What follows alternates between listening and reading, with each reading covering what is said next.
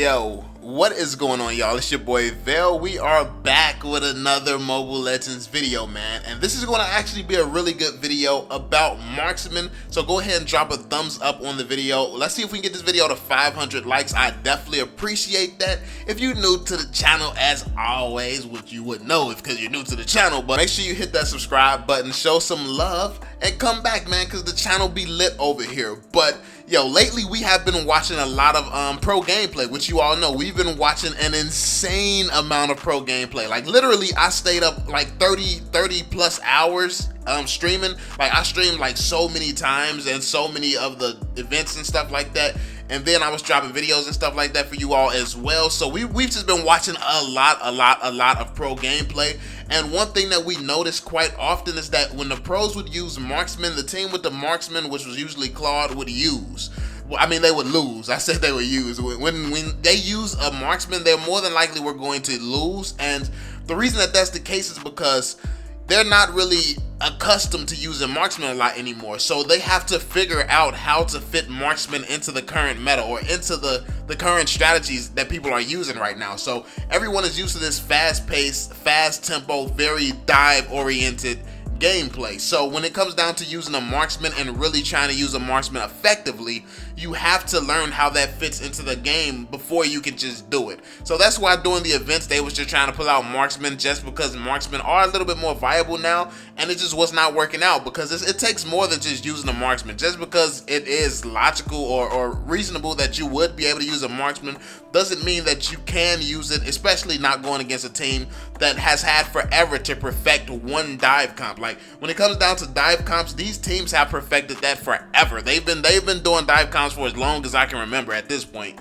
So literally everyone, they limit their mistakes. They're getting to the point where everyone can pretty much do a dive comp efficiently. So when you try to switch it up, that's something new. That's something that you're going to make mistakes sometimes and stuff like that. So you have to be aware of the fact that you have to take the time to learn how to capitalize on your opportunities and not make as many mistakes. And you also have to focus on the bigger picture, because there was a team yesterday, I can't remember which one it was it EVOS?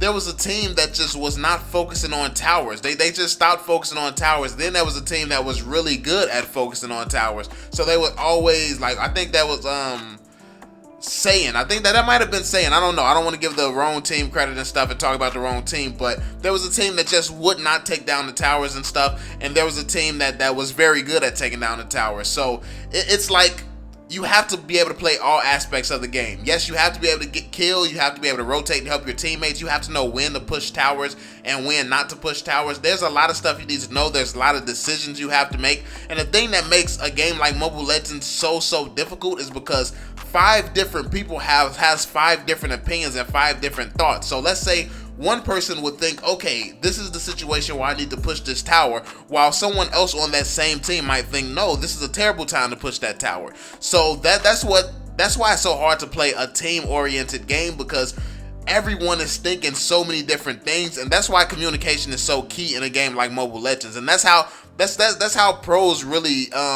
improve. They learn to communicate with each other, and as long as you all are talking, you're saying what's on your mind, you're saying what you're thinking, the other teammates can process that, and they can be like, hold on, you just said something stupid, let's not do that, and basically talk real fast to each other and decide, okay, you're right, this is a dumb decision, let me do something else. I think that's the advantage of being able to talk to your teammates. You can come up with a strategy. If your teammates agree that strategy is going to work, then you all make it work. If your teammates don't agree, you try to convince them. If you can't convince them in time, then just do what the team thinks is best, because it's a team game. So when it comes down to using a Marksman character in the meta and how they can really be put back into a place where they're really strong, I think that they're really strong now. They're definitely really strong now, but you have to be careful of who you're playing against. So many times when people were choosing Marksman, they had the best assassins in the game on the other team. Like, they were choosing Marksman players against Natalias. They was choosing Marksman players against Hellkurt, Gaussian. They would choose a Marksman player when Hellkurt and Gaussian was on the same team. Literally, you're going up against 2 of the best assassins in the world in Mobile Legends. You're going against the 2 of the best assassins ever, and you're going to use a Marksman who has, like, who can't really escape Like, there's nothing that you can do if a Hellcurt and a Gaussian is coming after you and you're a Marksman. And that's why it's so difficult to play the Marksman role. I feel like when you're going to play the Marksman role, you have to definitely consider who you're going against and see if that's the best call. But not only were people choosing Marksman when it was 2 assassins, they would do it when it was like 2 assassins and then an overpowered mage.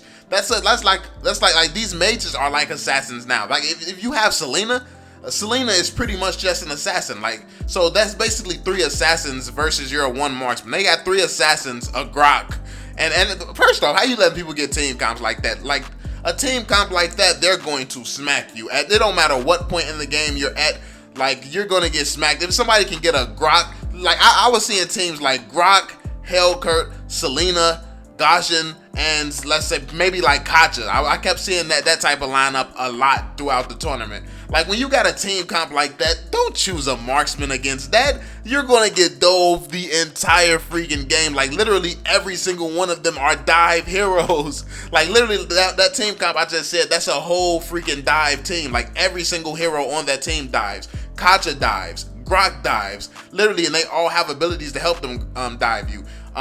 Freaking Selena dives, then Gaussian dives, Hellcurt obviously dives. Like, literally, that's a full comp, and people were letting people get comps like that. So obviously you don't want to use a Marksman against that. So I feel like you have to be careful. Like, that's the type of stuff that you have to look at when you're watching pro players, and you have to be able to tell, okay, that's not the best decision. That's not something that I should do. I feel like so many people in the community, the reason that I make my videos, people say sometimes that, oh, VeLL, you're just hating, you're just jealous or something like that, not even realizing the full facts. The full fact of the matter is, if I wanted to be a pro player in Mobile Legends, I have 100% been offered that opportunity. It's not something that I want. So when it comes down to me analyzing gameplay, this is really stuff that's it's factual. It's based around fact. The fact of the matter is, if you have 5 heroes that dive like that, the odds of you being able to escape all 5 of those dive heroes with any Marksman is very, very tiny. It's very low. Because let's say even Claude would probably have the best chance at evading them, because he can like go back and forth similar to Harley style. But even still, Claude, like, if everyone is focusing you, they all have dive abilities. Like, you're one person who can kind of try to dodge. If all of them focus you, there's nothing you can do to survive against that. So a Marksman isn't the best pick against a team like that. So you have to be careful of that. You have to be able to tell when a pro team is picking doing a strategy that just does not make sense, and that's not the best strategy.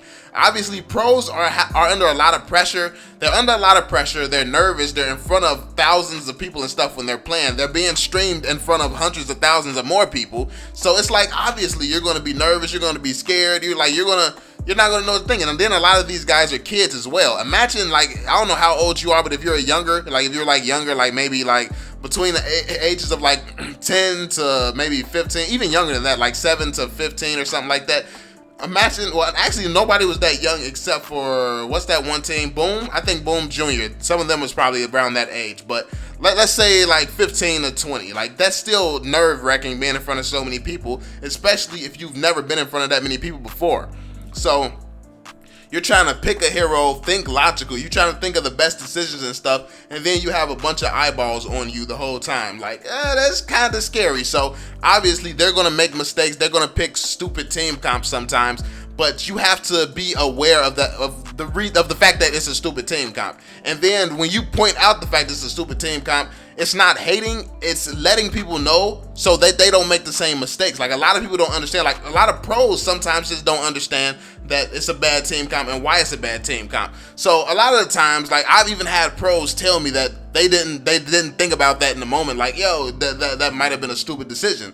Like, that, it happens. You make bad decisions sometimes, but as long as you can sit here and analyze and see the best situations for, like, the best situation to actually make a better decision, then you'll be able to make better decisions. So when it comes down to actually using a Marksman in this meta, make sure the comp makes sense. If you see double assassins on the other team, never use a Marksman in that situation, because you don't know if those assassins are good. If you're playing in ranked matches, chances are you could be going up against some bad assassins, but also if they're smart enough to use assassins against you, or assassins or very powerful mages, then that means they probably know what they're doing, so they're probably going to know to focus you and destroy you. So, I mean, to play it safe, you probably just shouldn't. If you see like a double assassin with a basically an assassin for a mage, don't use a marksman against that. Basically, when you want to use a marksman, you want to use a marksman when you have a sustainable team comp, when you have a team comp that you can survive for like a really good amount of time. So that way you got to get fed, because what you got to understand is, in order for a marksman to be valuable in Mobile Legends,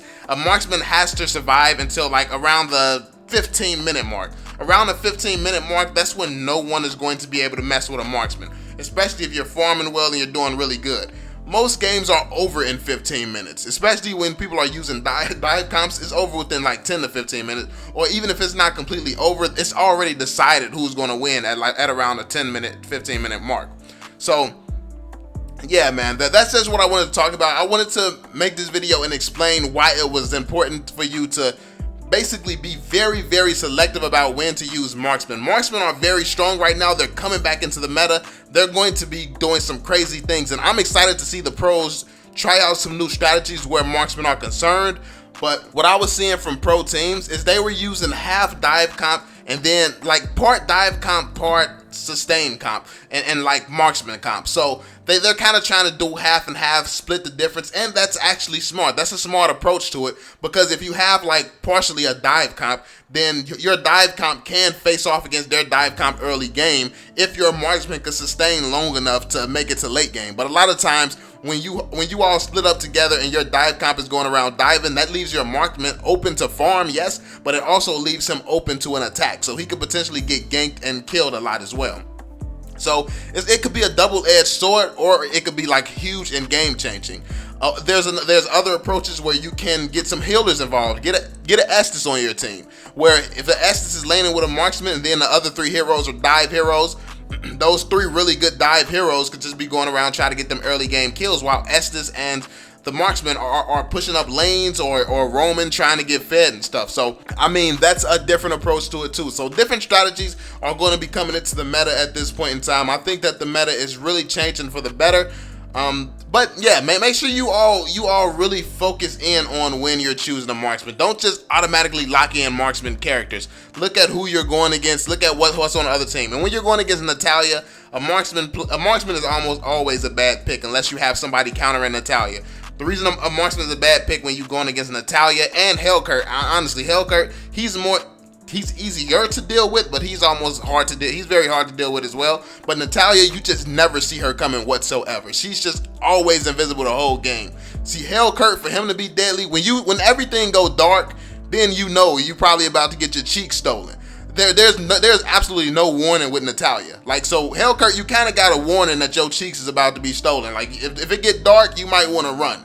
But with Natalia, you step in the wrong spot and you done for. So that's why Natalia is one of the heroes where it's very hard to use a marksman with, and it takes a lot of teamwork to counter that. So this was just some of my thoughts. Also, let me get some of your tips down below in the comment section. What do you think the meta is going right now? Where do you want the meta to go? What type of heroes do you want to see being used that's not being used right now? And what's some of your strategies and team comps for using marksman? Like, what would you use a marksman with? And what type of team comps do you think, would basically benefit marksman and make a marksman really, really strong? Let me know in the comment section down below.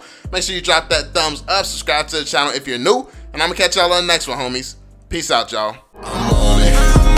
Can't fail for my family, I want it. So they'll never need hope or want it. A break, just something that I don't get. If I'm